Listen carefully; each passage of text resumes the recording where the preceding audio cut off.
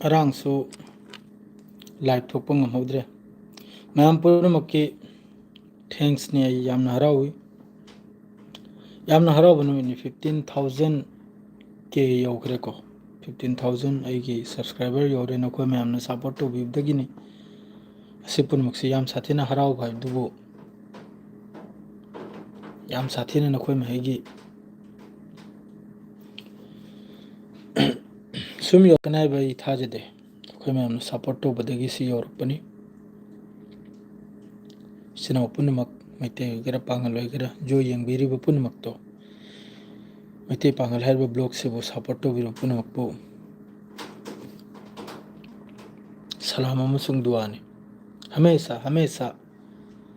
ꯃꯌꯥꯝꯒꯤꯗꯃꯛꯇ ꯍꯃꯦꯁꯥ ꯗꯨꯋꯥꯁꯦ ꯍꯃꯦꯁꯥ ꯈꯨꯠꯁꯤ ꯊꯥꯡꯒꯠꯇꯨꯅ ꯂꯩꯔꯝꯅꯤ ꯅꯈꯣꯏ ꯃꯌꯥꯝꯅ ꯁꯞꯄꯣꯔꯠ ꯇꯧꯕꯤꯔꯛꯄꯁꯦ ꯉꯁꯥꯏꯗ ꯌꯥꯗꯗꯅ ꯂꯩꯔꯝꯅꯤ ꯍꯧꯖꯤꯛꯇ ꯑꯣꯄꯦꯟ ꯑꯣꯏꯕꯗꯒꯤ 15K ꯒ ꯃꯤ 9 ꯋꯥꯂꯩꯀꯨꯝ ꯑꯁꯂꯥꯝ ꯌꯥꯝꯅ ꯌꯦꯡꯕꯗ ꯌꯥꯝꯅ ꯅꯨꯡꯉꯥꯏꯈ꯭ꯔꯕ ꯀꯞꯁꯨ ꯀꯞꯅꯤꯡꯉꯦ ꯍꯥꯏꯕ ꯖꯥꯠꯇꯨꯅꯤ ꯁꯦꯡꯅ ꯍꯥꯏꯕꯗ ꯍꯔꯥꯎꯕꯒꯤ ꯀꯞꯄꯗꯣ ꯑꯗꯨꯅꯤ ꯅꯨꯡꯉꯥꯏꯇꯕꯒꯤ ꯅꯠꯇꯦ ꯍꯔꯥꯎꯕꯒꯤ ꯑꯀꯞꯄꯗꯣ ꯃꯃꯥꯡꯗ ꯆꯦꯅꯦꯜ ꯑꯃꯁꯨ ꯗꯤꯂꯦꯠ ꯑꯣꯏꯈꯤꯕꯅꯤ ꯃꯌꯥꯝ ꯈꯪꯉꯤꯗꯨꯅꯤ ꯃꯩꯇꯩ ꯄꯥꯉꯜ ꯍꯥꯏꯅ ꯑꯗꯨꯁꯨ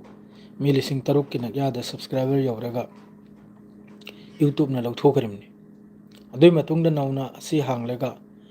ꯅꯈꯣꯏ ꯃꯌꯥꯝꯅ ꯑꯃꯠꯇ ꯑꯣꯏꯅ ꯁꯞꯄꯣꯔꯠ ꯇꯧꯕꯤꯔꯛꯏꯁꯦ ꯃꯩꯇꯩꯁꯨ ꯄꯥꯉꯜꯁꯨ ꯂꯣꯏꯅꯃꯛꯁꯨ ꯀꯁꯥꯔꯗ ꯂꯩꯕ ꯃꯅꯤꯄꯨꯔꯗ ꯂꯩꯕ ꯇ꯭ꯔꯤꯄꯨꯔꯥꯗ ꯂꯩꯕ ꯕꯪꯒ꯭ꯂꯥꯗꯦꯁꯇ ꯂꯩꯕ ꯖꯣꯇꯣ ꯑꯩꯈꯣꯏꯒꯤ ꯃꯅꯤꯄꯨꯔꯤ ꯂꯣꯟ ꯂꯣꯟꯕꯁꯤꯅ ꯂꯩꯔꯤꯕ ꯃꯈꯩꯅ ꯁꯞꯄꯣꯔꯠ ꯇꯧꯕꯤꯔꯤꯁꯦ ꯑꯇꯩ ꯃꯆꯥꯁꯨ ꯌꯥꯝꯅ ꯍꯔꯥꯎꯏ ꯌꯥꯝꯅ ꯊꯃꯣꯏꯁꯤ ꯄꯦꯜꯂꯤ ꯅꯈꯣꯏ ꯃꯈꯩꯒꯤ ꯁꯞꯄꯣꯔꯠꯁꯦ ꯍꯧꯖꯤꯛꯇ ꯂꯥꯟꯁꯤꯗꯤ ꯌꯥꯝꯅ ꯀꯟꯅ ꯇꯧꯅꯔꯤ ꯃꯌꯥꯝ ꯈꯪꯉꯤꯗꯨꯅꯤ ꯏꯔꯥꯟꯁꯨ ꯉꯥꯎꯔꯦ ꯂꯦꯕꯅꯟꯒꯤ ꯍꯤꯖꯕꯨꯜꯂꯥꯁꯨ ꯉꯥꯎꯔꯦ ꯍꯨꯇꯤꯁꯨ ꯉꯥꯎꯔꯦ ꯂꯣꯏꯅ ꯉꯥꯎꯔꯦ ꯑꯁꯤꯒꯤ ꯃꯊꯛꯇ ꯏꯖꯔꯥꯏꯜꯁꯨ ꯉꯥꯎꯔꯦ ꯏꯖꯔꯥꯏꯜꯅ ꯉꯥꯎꯔꯤꯁꯤꯅꯕꯨ ꯃꯥꯒꯤ ꯃꯈꯨꯠꯇꯒꯤ ꯒ꯭ꯔꯦꯇꯔ ꯏꯖꯔꯥꯏꯜꯁꯦ ꯅꯥꯟꯊꯣꯛꯈꯤꯅꯤꯔ ꯍꯥꯏꯅ ꯉꯥꯎꯔꯤꯕꯅꯤꯀꯣ ꯑꯗꯨꯒ ꯗꯣꯅꯥꯜड ꯇ꯭ꯔꯝꯁꯨ ꯉꯥꯎꯔꯦ ꯗꯣꯅꯥꯜड ꯇ꯭ꯔꯝꯅ ꯉꯥꯎꯔꯤꯁꯤꯅꯕꯨ ꯃꯁꯥꯒꯤ ꯗꯦꯁꯇ ꯃꯁꯥꯒꯤ ꯑꯦꯒꯦꯟꯁꯇ ꯌꯥꯝꯅ ꯆꯥꯎꯅ ꯄ꯭ꯔꯣꯇꯦꯁ ꯌꯥꯝꯅ ꯆꯥꯎꯅ ꯔꯤꯖꯤꯝ ꯆꯦꯟꯖ ꯇꯧꯅ ꯍꯥꯏꯅ ꯂꯥꯛꯂꯝꯕ ꯀꯥꯡꯂꯨꯞꯇꯨꯒꯤ ꯃꯁꯥꯃꯛꯀꯤ ꯔꯤꯖꯤꯝ ꯆꯦꯟꯖ ꯇꯧꯕꯒꯤ ꯐꯤꯕꯝꯗꯅꯤ ꯍꯧꯖꯤꯛ ꯂꯩꯔꯤꯁꯦ ꯋꯥꯂꯩꯀꯨꯝ ꯑꯁꯂꯥꯝ ꯋꯥꯂꯩꯀꯨꯝ ꯑꯁꯂꯥꯝ ꯁꯂꯥꯝ ꯇꯧꯕꯤꯔꯛꯄ ꯄꯨꯝꯅꯃꯛꯄꯨ ꯃꯩꯇꯩ ꯄꯥꯉꯜꯒꯤ ꯇꯔꯞꯇꯒꯤ ꯁꯂꯥꯝ ꯑꯃꯁꯨꯡ ꯌꯥꯝꯅ ꯏꯀꯥꯏ ꯈꯨꯝꯕ ꯎꯠꯆꯔꯤ ꯃꯩꯇꯩ ꯄꯥꯉꯜꯒꯤ ꯇꯔꯞꯇꯒꯤ ꯄꯥꯎꯁꯤ ꯑꯗꯨꯝ ꯄꯥꯊꯗꯅ ꯆꯠꯀꯦ ꯍꯥꯏꯊꯗꯅ ꯆꯠꯀꯦ ꯀꯔꯤꯒꯤꯗꯤ ꯃꯔꯛꯁꯤꯗ ꯃꯦꯁꯦꯖꯁꯤꯅ ꯃꯔꯤ ꯂꯩꯅꯕ ꯇꯥꯔꯒꯗꯤ ꯄꯥꯎꯁꯤ ꯍꯦꯛꯇ ꯕꯦꯔꯥ ꯀꯥꯈꯤ ꯌꯥꯕ ꯑꯗꯨꯅ ꯃꯌꯥꯝ ꯋꯥꯔꯧꯕꯤꯕ ꯌꯥꯗꯕ ꯍꯧꯖꯤꯛ ꯑꯃꯦꯔꯤꯀꯥꯗꯁꯨ ꯌꯥꯝꯅ ꯆꯥꯎꯅ ꯄ꯭ꯔꯣꯇꯦꯁꯁꯦ ꯃꯐꯝ ꯃꯐꯝꯗꯅꯤ ꯄ꯭ꯔꯣꯇꯦꯁꯁꯦ ꯗꯣꯅꯥꯜഡ് ꯇ꯭ꯔꯝꯒꯤ ꯑꯦꯒꯦꯟꯁꯇ ꯑꯗꯨꯝ ꯇꯧꯗꯅ ꯇꯨꯔꯀꯤꯗꯅꯕꯨ ꯍꯧꯖꯤꯛꯀꯤ ꯃꯁꯖꯤꯗ ꯑꯜ ꯑꯛꯁꯥꯁꯦ ꯃꯁꯖꯤꯗ ꯑꯜ ꯑꯛꯁꯥꯁꯤ ꯇꯂꯥ ꯊꯥꯡꯈ꯭ꯔꯤꯁꯤ ꯁꯥꯡꯈ꯭ꯔꯦ ꯑꯁꯤꯅ ꯃꯔꯝ ꯑꯣꯏꯔꯒ ꯇꯨꯔꯀꯤꯒꯤ ꯄꯥꯕ꯭ꯂꯤꯛ ꯄꯨꯝꯅꯃꯛ ꯏꯖꯔꯥꯏꯜꯒꯤ ꯑꯦꯒꯦꯟꯁꯇ ꯑꯃꯁꯨꯡ ꯒꯣꯔꯃꯦꯟꯒꯤ ꯑꯦꯒꯦꯟꯁꯇ ꯃꯗꯨꯒ ꯇꯨꯔꯀꯤꯒꯤꯁꯨ ꯃꯔꯨꯑꯣꯏꯕ ꯑꯞꯗꯦꯠ ꯂꯩꯀꯣ ꯑꯗꯨꯁꯨ ꯍꯥꯏꯔꯛꯀꯦ ꯍꯧꯖꯤꯛꯇ ꯑꯃꯦꯔꯤꯀꯥꯗ ꯑꯃꯁꯨꯡ ꯑꯃꯦꯔꯤꯀꯥꯗ ꯏꯖꯔꯥꯏꯜꯗ ꯍꯧꯖꯤꯛꯇ ꯈꯨꯠꯁꯨ ꯈꯨꯠꯂꯥꯏꯁꯤ ꯌꯥꯝ ꯁꯣꯔꯕꯅꯤ 1 ꯅꯝꯕꯔꯗ 2 ꯅꯝꯕꯔꯗ ꯑꯩꯅ ꯄꯥꯎꯗꯨꯁꯨ ꯍꯥꯏꯈ꯭ꯔꯕꯅꯤ ꯑꯩꯈꯣꯏ ꯁꯤꯗ ꯑꯔꯥꯡ ꯅꯨꯡꯗꯥꯡ ꯄꯨꯡ 2:30ꯗ ꯏꯟꯇꯔꯁꯦꯞ ꯀꯥꯞꯁꯤꯜꯂꯛꯄꯗ ꯏꯟꯇꯔꯁꯦꯞ ꯇꯧꯕꯒꯤ ꯃꯈꯣꯜ ꯌꯥꯝꯅ ꯆꯥꯎꯅ ꯊꯣꯛꯏ ꯍꯥꯏꯅ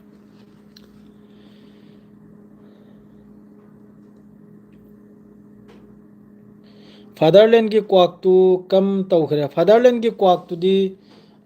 ꯌꯧꯔꯦ ꯅꯈꯣꯏ ꯃꯌꯥꯝꯒꯤ ꯁꯞꯄꯣꯔꯠꯇꯒꯤꯅꯤ 15K ꯌꯧꯔꯤꯁꯦ ꯌꯥꯝꯅ ꯍꯔꯥꯎꯏ ꯌꯥꯝꯅ ꯊꯃꯣꯏꯁꯤ ꯌꯥꯝꯅ ꯁꯨꯊꯤꯅ ꯍꯔꯥꯎꯏ ꯅꯈꯣꯏ ꯃꯌꯥꯝꯅ ꯁꯞꯄꯣꯔꯠ ꯇꯧꯕꯤꯕꯗꯒꯤꯅꯤ 15K ꯌꯧꯔꯤꯁꯦ ꯏꯟꯁꯥꯜꯂꯥ ꯑꯩꯁꯨ ꯁꯣꯏꯗꯃꯛꯀꯤ ꯍꯧꯖꯤꯛꯀꯤ ꯑꯩꯅ ꯐꯦꯁꯕꯨꯛꯇ ꯄꯣꯁ ꯑꯃ ꯇꯧꯔꯝꯕꯅꯤꯀꯣ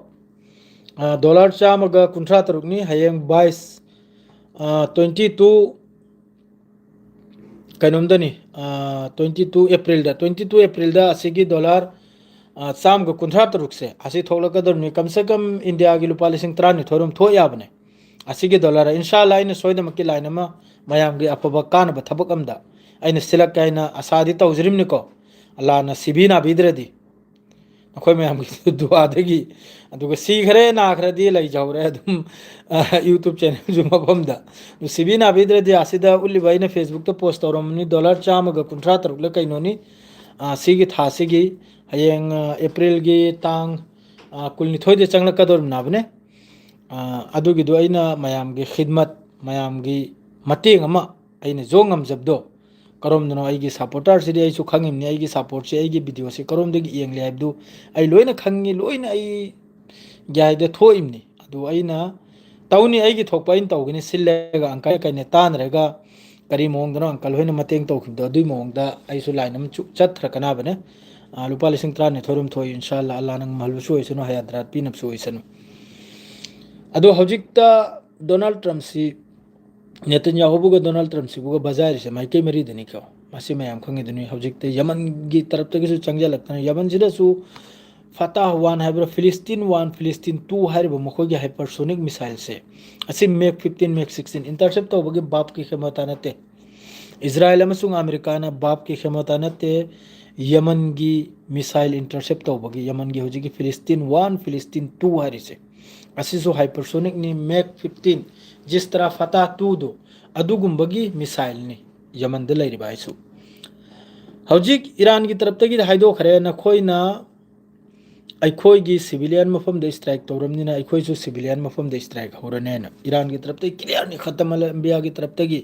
अदुगा नखोगी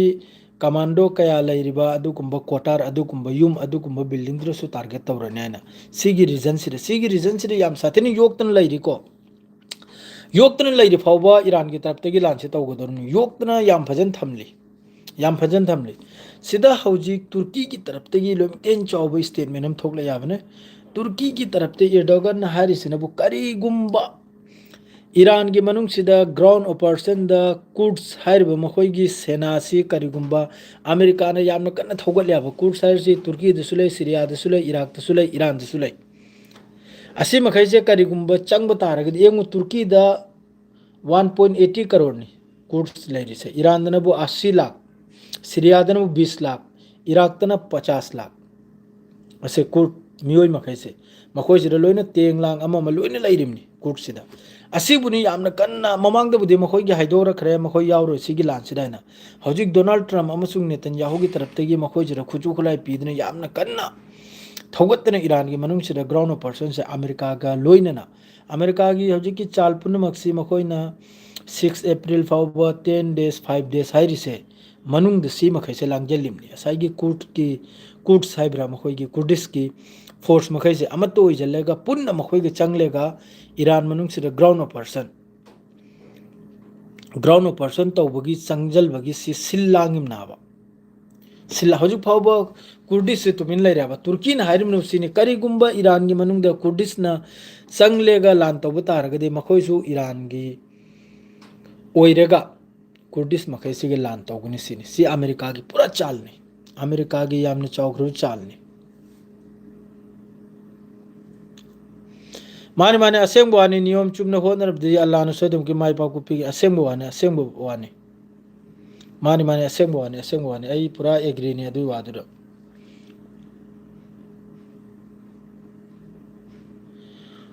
ओइना थेंगनबदा कनान एमु सिदा ईरान की तरफ तयार सिनबो अमेरिका की ग्राउंड ऑपरेशन करिगुंबा ईरान की मनुंगदा अमेरिका की लानमी एम फावबा हजिकी मतांग से चंगलप तारगदि लोइना ताबु तहलगनि सिनि अम फावबा लेमना थारोइ सिनि लोइना हातोकनि सिनि इसेंग सिंग बिवानी लोइना हातोकनि सिनि इसेंग सिंग अदुगा हजिकी मखोइगी खार्क आइसलैंड सिदने माइकई मरी दे एक्सप्लोसिव कया रिमोट न पोखाय हेलबा अदुगुंबा कया फुमना थमग्रम ताबने पोखाय दौरमनि ताबने चाय दौरमनि हौजिक जिस तरह ईरान ना क्लियर वानी मखोइगा हौजिक फावबा डायरेक्ट इनडायरेक्ट वाम फावबा अमेरिका का वारी फाव सांद्रेन सिदा बस चाल से कइना डोनाल्ड ट्रम्प की आलतू फालतू रोल बाइदो चाजल थकचले गांग बाइदो पेक अमम पाइजले गांग बदो अदुना माना गांगे से हौजिकता माद्रेजी सीसी ने याम कन थागलमले नंग सरा लान से लेभल बंगम बनते नंग खक्तने सिदा है कि पूरा कोई गॉडफादर गुमना थांगलमले माबो अस्माल मथकता मनुंग सिदसु पाव नुवा लेने है स्पेन की तरफ तक हेक्ता है एयर स्पेस बंद तौर है ईरान दग हाइरकले नंगी दमकते स्ट्रेट ऑफ हार्मस ओपन होरमने है नुंगाइत्रोसे ईरान की मायोक्ता हजिक लाइसी स्पेन सु लाखरे मादे स्विट्जरलैंड लाखरे असुम तौदना मयाम यूके सु मादरेदि फ्रांस सु जर्मन सु मनुंग दने असाई थाव से याम साथीना मिडिल ईस्ट नते यूरोप सिदे याम साथीना थाव तेल मादरेदि गैस लांग से याम साथीना मादरेदि सोमना बोय खोगी चाचा पुतिन न मोंग की वाने हरे से गैस सप्लाई तोक्थोनी मादरेदि थाव सप्लाई तोक्थोनी यूरोप त पिरो अदु पिरन केल खंगंदना मथों मरम नाय हंददना पूरा सिगी रीजन सिबु पूरा दबदबाई हरदो हजिक रशिया ने चाइना ने ꯏꯔꯥꯟꯅ ꯌꯥꯝ ꯀꯟꯅ ꯇꯧꯔꯤꯀꯣ ꯑꯗꯨꯒ ꯏꯔꯥꯟ ꯃꯅꯨꯡꯗꯁꯨ ꯁꯣꯛꯇꯕ ꯅꯠꯇꯦ ꯌꯥꯝ ꯁꯥꯊꯤꯅ ꯏꯔꯥꯟꯒꯤ ꯌꯨꯅꯤꯚꯔꯁꯤꯇꯤ ꯑꯗꯩꯗꯤ ꯁꯤꯚꯤꯂꯤꯌꯟ ꯌꯨꯅꯤꯚꯔꯁꯤꯇꯤ ꯑꯗꯩꯗꯤ ꯁ꯭ꯀꯨꯜꯗ 400 ꯍꯦꯟꯅ ꯃꯈꯣꯏꯅ ꯇꯥꯔꯒꯦꯠ ꯇꯧꯈ꯭ꯔꯦꯀꯣ 400ꯀꯤ ꯃꯊꯛꯇ ꯇꯥꯔꯒꯦꯠ ꯑꯣꯏꯈ꯭ꯔꯦ ꯏꯔꯥꯟ ꯃꯅꯨꯡꯁꯤꯗꯁꯨ ꯑꯗꯨꯒ ꯑꯩꯈꯣꯏꯒꯤ ꯌꯥꯝꯅ ꯍꯤꯁꯇꯣꯔꯤꯀꯦꯜ ꯑꯣꯏꯕ ꯃꯐꯝ 138 ꯑꯗꯩꯗꯤ ꯃꯄꯥꯟꯗꯒꯤ ꯃꯤ ꯀꯣꯏꯔꯛ ꯁꯥꯜꯂꯛꯅꯤꯡꯉꯥꯏ ꯃꯐꯝ 64 ꯑꯁꯤ ꯄꯨꯝꯅꯃꯛꯁꯤ ꯗꯤꯁꯇ꯭ꯔꯣꯏ ꯇꯧꯈ꯭ꯔꯦꯀꯣ ꯏꯔꯥꯟꯒꯤ ꯃꯅꯨꯡꯗꯅꯤ ꯍꯥꯏꯔꯤꯁꯦ ꯑꯗꯨꯒ ꯁꯣꯝꯗꯅꯕꯨ ꯁꯥꯎꯠ ꯂꯦꯕꯅꯟꯗꯁꯨ ꯏꯖꯔꯥꯏꯜꯒꯤ ꯇꯔꯞꯇꯒꯤ ꯌꯥꯝ ꯀꯟꯅ ꯗꯤꯁꯇ꯭ꯔꯣꯏꯁꯦ ꯇꯧꯔꯤ ꯇꯧꯔꯁꯨ ꯁꯤꯕꯁꯤꯗꯤ ꯍꯧꯖꯤꯛ ꯐꯥꯎꯕꯗ ꯏꯖꯔꯥꯏꯜꯒꯤ ꯂꯥꯟꯃꯤ ꯉꯥꯛꯇꯅꯤ ꯃꯈꯣꯏꯒꯤ ꯑꯦꯟꯇꯤ ꯇꯦꯡ ꯃꯤꯁꯥꯏꯜ ꯑꯁꯤꯅ ꯀꯥꯞꯇꯅ ꯉꯁꯤꯁꯨ ꯃꯤ ꯑꯃ ꯁꯤꯕꯒꯤ ꯄꯥꯎ ꯐꯣꯡꯗꯣꯔꯛꯏꯀꯣ ꯃꯈꯣꯏꯒꯤ ꯏꯖꯔꯥꯏꯜꯒꯤ ꯅ꯭ꯌꯨꯁꯄꯦꯄꯔꯗ ꯑꯗꯣ ꯍꯧꯖꯤꯛꯀꯤ ꯑꯦꯟꯇꯤ ꯇꯦꯡ ꯀꯥꯞꯇꯅ ꯃꯤ ꯑꯃ ꯁꯤꯔꯤꯁꯦ ꯑꯦꯟꯇꯤ ꯇꯦꯡ ꯃꯅꯥꯛꯁꯤꯗꯗꯤ ꯃꯤ ꯑꯃꯇ ꯂꯩꯔꯤꯝꯅꯠꯇꯕ ꯃꯤ ꯆꯕꯨꯜ ꯑꯃ ꯂꯩꯔꯤꯝꯅꯥꯕ ꯑꯗꯨ ꯑꯣꯏꯔꯗꯤ ꯕꯍꯨꯠ ꯁꯤꯔꯝꯒꯅꯥꯕ ꯕꯍꯨꯠ ꯁꯤꯔꯝꯕ ꯇꯠꯄ ꯆꯥꯏꯕ ꯃꯌꯥꯝ ꯌꯥꯎꯔꯝꯒꯅ ꯑꯗꯨꯃꯛꯄꯨ ꯃꯈꯣꯏꯒꯤ ꯄꯥꯎꯗꯒꯤ ꯑꯃꯈꯛꯇꯅꯤ ꯁꯤꯔꯤꯁꯦ ꯑꯃꯅꯕꯨ ꯌꯥꯝꯅ ꯁꯤꯔꯤꯌꯁ ꯁꯣꯛꯄꯒꯤ ꯋꯥꯅꯤꯀꯣ ꯑꯗꯣ ꯁꯣꯝꯗꯁꯨ ꯍꯧꯖꯤꯛ ꯂꯦꯕꯅꯟ ꯃꯅꯨꯡꯗꯁꯨ ꯂꯦꯕꯅꯟꯒꯤ ꯇꯔꯞꯇꯒꯤ ꯍꯧꯖꯤꯛ ꯂꯦꯕꯅꯟꯗꯤ ꯅꯨꯡꯉꯥꯏꯈ꯭ꯔꯦ ꯃꯥꯗꯤ ꯕꯣर्डर ꯊꯥꯗꯣꯛꯇꯅ ꯍꯧꯖꯤꯛ ꯂꯤꯇꯥꯅꯤ ꯔꯤꯚꯔ ꯑꯗꯣꯝꯗ ꯍꯧꯖꯤꯛ ꯆꯪꯁꯤꯜꯂꯛꯈ꯭ꯔꯦ ꯑꯗꯨꯒ ꯈꯨꯂꯥ ꯃꯦꯗꯥꯟ ꯑꯣꯏꯈ꯭ꯔꯦ ꯈꯨꯂꯥ ꯃꯦꯗꯥꯟꯁꯤ ꯑꯣꯏꯈ꯭ꯔꯦ ꯍꯥꯏꯕꯗꯤ ꯏꯖꯔꯥꯏꯜꯗꯒꯤꯁꯨ ꯆꯪꯁꯤꯜꯂꯛꯈ꯭ꯔꯕ ꯑꯗꯨꯅꯅꯕ ꯍꯧꯖꯤꯛ ꯅꯦꯇꯟꯌꯥꯍꯨꯅ ꯍꯥꯏꯔꯤꯁꯦ ꯌꯥꯔꯤꯃꯈꯩ ꯑꯊꯨꯕꯗ ꯕꯐꯔ ꯖꯣꯟ ꯁꯦꯝꯃꯣ ꯕꯐꯔ ꯖꯣꯟ ꯁꯦꯝꯃꯗꯤ ꯃꯈꯣꯏꯒꯤ ꯗꯤꯄ꯭ꯂꯣꯏ ꯇꯧꯔꯛꯑꯅꯤ ꯃꯈꯣꯏꯒꯤ ꯏꯟꯇꯔꯁꯦꯞꯇꯔ ꯑꯃ ꯏꯟꯇꯔꯁꯦꯞꯇꯔꯁꯤ ꯗꯤꯄ꯭ꯂꯣꯏ ꯇꯧꯔꯛꯇ꯭ꯔꯤꯉꯩꯗ ꯂꯥꯞꯄꯤꯉꯩꯗꯅꯕ ꯍꯧꯖꯤꯛ ꯍꯤꯖꯕꯨꯜꯂꯥꯍꯒꯤ ꯇꯔꯞꯇꯒꯤ ꯔꯣꯀꯦꯠꯅ ꯍꯤꯠ ꯇꯧꯗꯅ ꯍꯥꯠꯇꯣꯛꯏꯃ ꯌꯥꯏ IDFꯀꯤ ꯂꯥꯟꯃꯤ ꯑꯗꯨꯒ ꯑꯩꯗꯤ ꯍꯦꯛꯇ ꯕ꯭ꯂꯣꯛ ꯇꯧꯖꯜꯒꯅꯤꯍꯦ ꯏꯁꯦꯡ ꯁꯦꯡꯕꯤ ꯋꯥꯅꯤ ꯑꯩꯍꯥꯛꯇꯤ ꯍꯟꯅ ꯌꯦꯡꯗꯕꯅꯤ ꯑꯗꯨꯝꯁꯨ ꯈꯪꯉꯨꯀꯣ ꯄꯥꯎ ꯃꯦꯁꯦꯖꯁꯦ ꯑꯃꯨꯛ ꯄꯥꯔꯁꯤ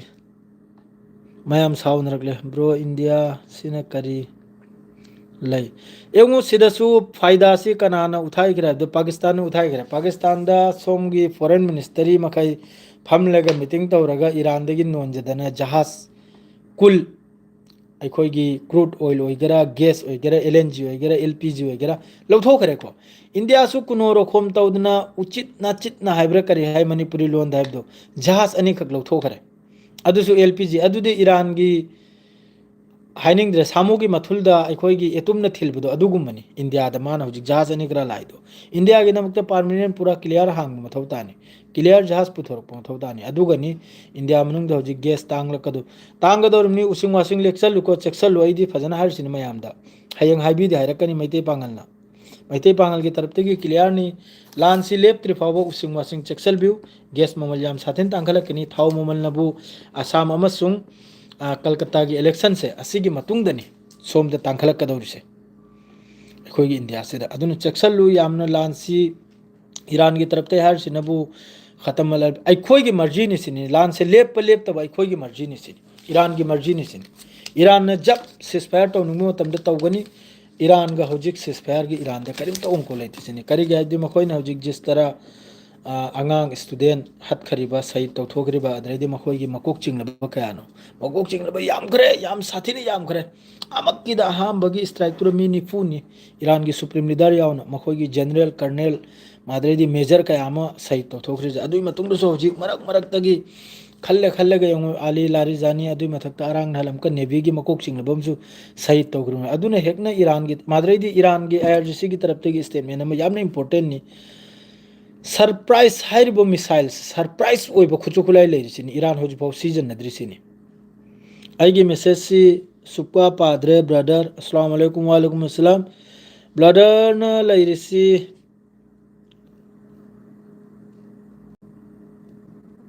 ꯑꯃꯗꯅꯤ ꯍꯟꯗꯛꯀꯤ ꯃꯇꯥꯡ ꯑꯁꯤꯗ ꯔꯤꯐ꯭ꯌꯨꯖꯤ ꯏꯖꯔꯥꯏꯜꯁꯦ ꯃꯨꯊꯠꯂꯁꯤ ꯅꯪꯅ ꯀꯔꯤ ꯈꯪꯗꯅꯅꯣ ꯁद्दाम मुजीब ꯅꯪꯅ ꯀꯔꯤ ꯈꯪꯗꯅꯅꯣ ꯍꯥꯏꯔꯤ सद्दाम मुजीब ꯅꯍꯥꯛ ꯈꯪꯕ ꯇꯥꯔꯒꯗꯤ ꯅꯍꯥꯛꯁꯨ ꯍꯦꯛꯇ ꯊꯣꯛꯄꯤꯔꯛꯂꯣ ꯑꯩꯈꯣꯏꯁꯨ support ꯇꯧꯔꯒꯦꯅꯦ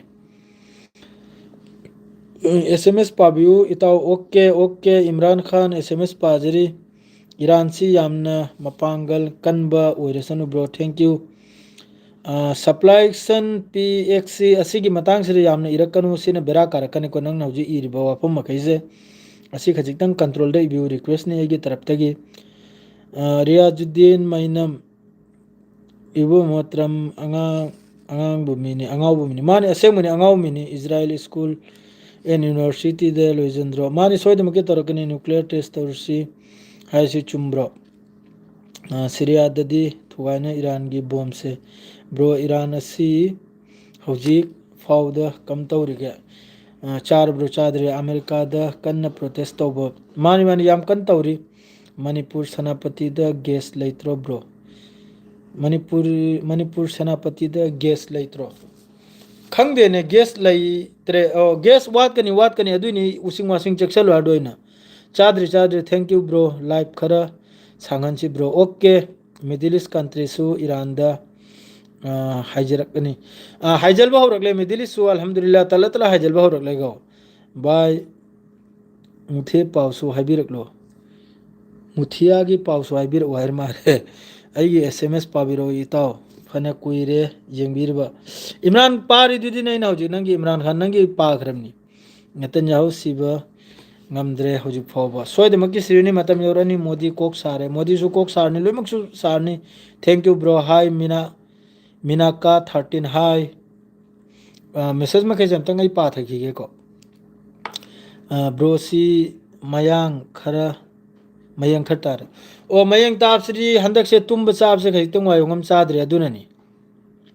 bro si mayang tumba se khai tang thengle arang su ahing pung hum ta khare पावलांग अदुम पादने येंगने लेबुकांद सैतान याहुदी सीनबा दाव तौसी यामना उक्तोमिनी मानी मानी अमेरिका दा नो किंग हाइना प्रोटेस्ट माने अदुइ सो हाइजरके नो किंग हाइना प्रोटेस्ट तौरिमनी करगाबदी अमेरिका ना हम हाइरम याबने सोमगी मतंग दा अखोइना लेरिबिसिगी मतंग दा यामना फत्तबा कमेंट तौबिरकनो को सी मखैसे लोइना मखोइसु येंगिमनी तुंगदा बेरा खजितंग कारकनी पेज असे दुना कैतंग अखोइ मयाम कनमदा कमेंट से इना साबने सोम माइकैदा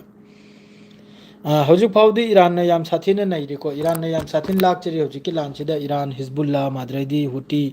असने चिंग्रे याम साथिन लांचे तौरि मादुगा अमेरिका मनुंगदा नो किंग हाइना प्रोटेस्ट तौरिदो अदुना बुकारिगिनो हाइबदा अमेरिका ना हम डोनाल्ड ट्रम्प ना हरमे आबने अमेरिका फास्ट आइना होजिकता अमेरिका मनुंग दोरसी इजराइल फास्ट नाबा इजराइल फास्ट ओइबसिन मरम ओरेगा किंग मथौ तादेसिनी किंग गी अंदर द लैरोसिनी अमेरिका की प्रजा मयामना प्रोटेस्ट तौरिसे अदुगा अथुबदे ईरान गी लांची लेबुसिनी अदुम तौदना इजराइल मनुंग दसु यामना चावना प्रोटेस्ट तौरि होजिकी लांची गी मतंग दा अथुबदे लांची लेपवाइना इजराइल मनुंग दने यहूदी होजिकी कांगलुप खरमना याम कन्ना प्रोटेस्ट से तौर अदुम तौदना तुर्की दसु प्रोटेस्ट ने मफम खदिंग प्रोटेस्ट ने होजिक ईरान की करिगा जिस तरह माइकई मरी द होजिक की तांखलेइबा गैस माद्रेदी ऑयल अमा अमा माद्रेदी वर्ल्ड की अखोई की इकोनॉमिक अखोई की बाजार वर्ल्ड की बाजार अमा लेरसे असिने सिंगल लोइना क्रेश ओइराबने क्रेश ओइबसिने मरम ओइरेगा प्रोटेस्ट से माइ माइ कुमथ्रेबना बा होजिक अदुगा होजिक फावबुदी मयाम द बार बार हाइसिन होजिक फावबुदी ईरान की तरफ तगी जो अमेरिका इजराइल ना ईरान की यूनिवर्सिटी दे स्ट्राइक तौरे ईरान की तरफ तक सु अदुगुम मफम दा ऑयल फैसिलिटी दे तौरे ईरान की तरफ तक सु ऑयल फैसिलिटी दा ईरान की इसिंग द लंगथरे मखोय सु इसिंग द लंगथरे अदुई मोंग दनी नंगने जो तौबदो अदुगी मुताबिक तनी ईरान ना होजिक जवाब पीदने चलिसे लान होबदगी होजुक फावबा ईरान की तरफ तगी हाना अहामबद फावबा अहानब ओइना ईरान की तरफ तगी अमेरिका की ओइगेरा मिडिल ईस्ट की ओइगेरा इजराइल की ओइगेरा मफम अमदता हाना चोंथोकने स्ट्राइक तौरुद्री जिस तरह मखोइना तौरप मतुंगना मखोइना फलाना फैसिलिटी दे स्ट्राइक तौरकले ईरान सु सिगी रीजन सिदा अमेरिका गा मरी लेनबा फैसिलिटी कया दे स्ट्राइक तौवी अदुम तौदना ईद की जवाब पत्थर न पी भाई ईरान अदुम होजु फाव पीदने चलिमनाबा मकोकतगी होजु फाव नहीं था हम सुरे लानसे ममांगे द खरनी माहरमी अन भक्त मखैना हफ्ता में सुफाव रो ईरान से लोई किनाने था म करोम दगिनो अदुई मथकता आईआरजीसी की तरफ तगी स्टेटमेंट नि मोंग मोंग की खुचु खुलाई सीजन नद्रिया न होजु फाव सरप्राइज मिसाइल लै रे कम मिसाइल ओइख्रम न खंगदे ना होय न्यूक्लियर वेपन ओइब्रे ना होय अतोब खुलाई ओइब्रे आईआरजीसी की स्टेटमेंट नि मखोय अचौब मकोक चिंगमंग बक्की मखोय द होजु सीजन ने खुचु खुलाई मैम लैरिसिनी अदुसु इंटरव्यू द हारिमनी अजने इंटरव्यू द हारिमनी अदुदि ईरान से द लैरियाबा खुचु खुलाई से लोइद्रियाबा ईरान के होजि की स्ट्रेट ऑफ हार्मुस एरिया सिदा मिसाइल सिटी ना स्ट्रेट ऑफ हार्मुस एरिया से पूरा अखोय की चिंग मा लुंग की चिंग अदुकुंबा एरिया नाबा स्ट्रेट ऑफ हार्मुस एरिया मागी मादे ईरान से अयंबदे लुंग की चिंग गांगतनाबा लुंग की चिंग गांगतने आहिदने अमेरिका की फोर्स चंगलादे अम फोबल लेमना थारो लोइना हतोकनी हरिदो अम्फाव हिंगना चलो हेडो असिदा लान की मरमदा खंग हिबु मयामनसु अमेरिका सिदा पाव से पीरिम नाबने ईरान की मनुंग सिदा ग्राउंड पर्सन तोगना अदु डोनाल्ड ट्रम्प से सुप्ता तादे डोनाल्ड ट्रम्प से महाक की सिक्योरिटी ओइरिबा महोयगी सिक्योरिटी की वा ताथोक दाजिन तौनिबा मी अमेरिका दे अदुगी वा ताम नते मान तारसी डायरेक्ट कनागना दे नेतन्याहू की तारेमनी नेतन्याहू ने जो हाइबदो नेतन्याहू की ऑफिशियल मुसाद की तरफ तक जो सी लुंगनी हाइबदो मासु लुंगनी हाइरिम चे से लुंगनी हाइगिबदो नेतन्याहू ने डोनाल्ड ट्रम्प से लुंगनी हाइना अदुरे चलिमनी मखोई से दनिश लान सी लेप कने था लान सी लेप पसु ईरान की तरफ ते हर लान लेप पसु लान लेप तब सु ईरान की मखुत आईआरजीसी की मखुतनी अतोप मीना लान लेप की हजिक माद्रेदी मीटिंग से तौबगी मतुंगदा अरांग नहल अरांग इस्लामाबाद ते मीटिंग से तौबगी मतुंगदा हजिक फावबा नत्त पादबा पाकिस्तान की तरफ से स्टेटमेंट लाई को अथुबदा डोनाल्ड ट्रम्प दहर से नबु लान से सेसफायर तौबा लान से लेप उसिनी डोनाल्ड ट्रम्प दहर से अस्सलाम वालेकुम ब्रो लान सी अल्लाह ना माई पाकनी इंशाल्लाह सोइदम कि हजु फावदी माई पाकने चले को मखा ताबसु करेगा अचुम बने जोयो है से मैम अदुम खंगजन से ईरान से लान दे ईरान से अचुम बदे लेबिन है दुलेमुक सु खंगिमने करेगा ईरान ने लान तौरु नते ईरान याम फजन वारी सानरमी मैम खंगी दुनी डोनाल्ड ट्रम्प को वगैरह अमेरिका को वगैरह इजराइल को वगैरह इजराइल की मेन मकसद है वो ईरान को कमजोर तोइबा ईरान को डिस्ट्रॉय तोबा नेतन्याहू की तरफ तैयार से वो अमेरिका के सिस्पेयर तौरसु मखोई के सिस्पेयर तौरसुनी करेगा दिमागी असा ग्रेटर इजराइल लेबनान लवजल बगी मागी वासे माई मकोक से हजिक लेरब अदुने हजिक लेबनान की बेरुत मनुंग दब दबाई स्ट्राइक तौर भाई माना सुबलेब लेबतबी लेबनान मनुंग से अदुमक हिजबुल्लाह की तरफ तगी जवाब पीरे अदुगा लेबनान मनुंग मोहगी पीस कीपर इंडोनेशिया की मियो यमसु सीबगी मियो यमसु याम साथिन सोपगी वाने इजराइल की स्ट्राइक तब अदु आगांग नबिसु याम साथिन सोपगी वाने माद्रेदी वेस्ट बैंक दसु गजा मनुंग दसु इजराइल की तरफ तगी स्ट्राइक तौर दुना मियो मरी शहीद होइबगी वाने हजिकता मादुगा मखोई की असाई ऑक्युपाइड लम लवजल बसे गजा मनुंग दसु लेप्त्री वेस्ट बैंक दसु लेप्त्री मखोई की लम पाम बसे मखोई से असेंग रिफ्यूजी नि असेंग लम पाम बने से सिदसु अदुम खंगले मखोई की मेन मकसद है अदुनि माद्रेदी अरांग नेतन्याहू की स्टेटमेंट अमला यामना साथीना थर्ड क्लास ओइग्रबा मीन ताबदे यामना साउनिंग स्टेटमेंट निको मान हरसी मागी मुताबिक ते मिडिल ईस्ट मान तौनिंग तौमना म्याय मान स्ट्राइक तौनिंग मफम दे तौगने है अदुकुम जो हायरेगसु अतोप खाव पाई मखैसिन पाइदन लेरने अमेरिका के नेतन्याहू थोगलेगा हायरिमनी अइगी इनिंगनी अइने तौनिंग मफम दे तौब ngam यायने मिडिल ईस्ट सिदे जो लेरिबा कंट्री मखैसे लोइन यावख मिडिल ईस्ट साइब लोइन यावखरमनी असिगे मथक मान तौनिंग मतम दे स्ट्राइक तौब ngam मागी दमक फ्री नि सिनी सिगी रीजन सिदा अदु ओडियम करो अदुगी नाबा ईरान न पीरे इबाय माबु मतुंग लमदगी ईरान यमन हिजबुल्लाह न पीरिबा है अदुगी नि मागी खसलत मागी लमचत मागी वंगांग मागे हजिकी कमिनापन है असिननि मंगबु थोमी बाय माइके मेरिदे हजिक हैफा की मखोई रिफाइनरी दा डायरेक्ट हिट ओरिमनि ईरान की ड्रोन असुम तौदन अदुनबु ईरान की मनुंग दा कनम तौखिबदा मखोई की पावर ग्रेड ते स्ट्राइक तौखिबदा ngasi numdang su soidam ki Iran की तरफ तगी इजराइल की मनुंग दा कम बजाय रे योंगो जिनाल लेरगा पावर ग्रेड कुंबा माद्रे फैसिलिटी कया दे सोइदम की स्ट्राइक तौरा निमनि ngasi su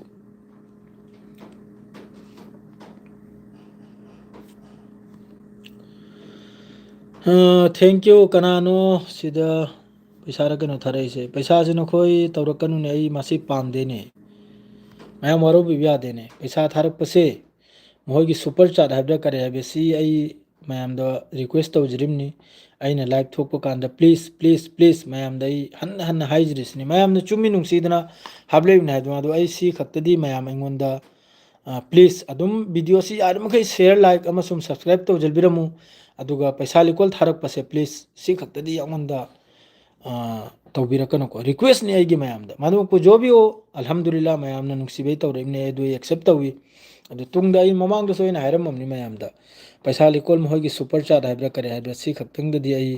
फलाना मी मनाबा एक पे जसाउसु ओइसनु